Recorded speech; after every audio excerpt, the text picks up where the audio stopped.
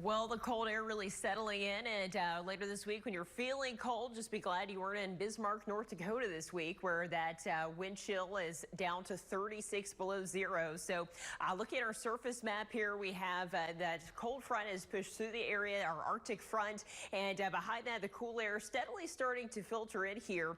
And you can see winter precipitation off to our north. This is going to continue to push into our area during the overnight hours and expand in coverage as well. So this is mostly freezing rain and sleet for our area. There is snow well to our north, but unfortunately for the snow lovers, we won't be cold enough in the upper levels of the atmosphere. We're likely to get any snow around here, but we do have a winter weather advisory in effect for the entire area, and this is going to be for a wintry mix of freezing rain with some sleet mixed in. Best chances for sleet across our northern area, but those models are pointing maybe a few tenths of an inch of sleet. As for freezing rain, which tends to cause the bigger issues, still looking at anywhere from a light glaze to up to a tenth of an inch of some ice. So very light accumulations. Of course, you always have the potential to overachieve on situations. So we'll have to continue to monitor this and really see how it plays out. But that is what our model consensus is for that ice. So not expecting what we had in 2021, which was much more significant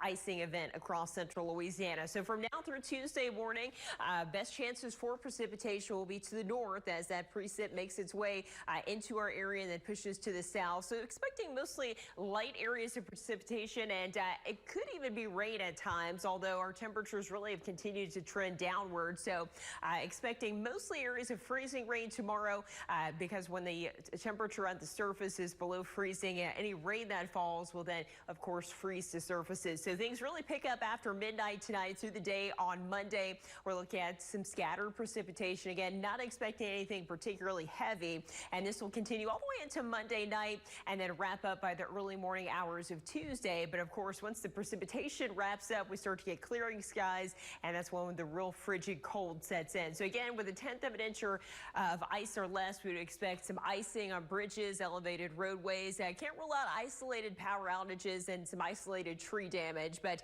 as long as it stays below that threshold, we shouldn't have too many issues here across Central. But certainly take it slow on the roads, as you can't see the black ice and till you hit it, and it's quite slick on those roadways at times.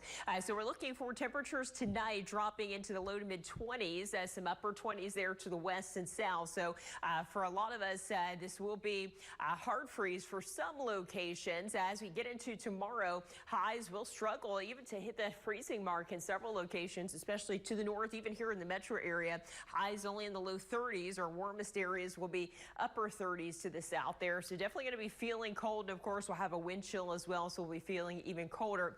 And then as we get into Tuesday morning, that's when that coldest air will be in place. So we're looking at a hard freeze warning here across much of the area, and that will be for sub-freezing temperatures into the teens. And even though our northern parishes are not highlighted yet, that's just a different National Weather Service office. So the entire area can expect teens here for both Tuesday morning and Wednesday morning. Wednesday will actually be the cooler morning. With that, we also have a wind chill advisory for single-digit wind chill, so it's going to be feeling very cold starting tomorrow, and then we get even colder here heading into Tuesday and Wednesday as well.